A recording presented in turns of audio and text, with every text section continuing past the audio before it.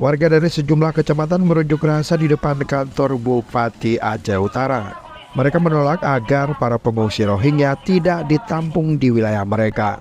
Warga mengkhawatirkan kedatangan warga asing itu dapat menimbulkan gejolak dalam kehidupan sosial masyarakat.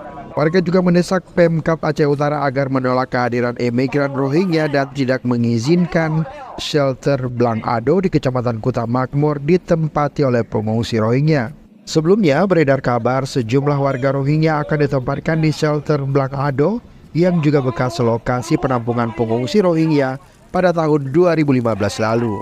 Itu kita sampaikan di dalam surat menjawab surat Pak Gubernur yang saat itu meminta untuk digunakan Blang Ado itu.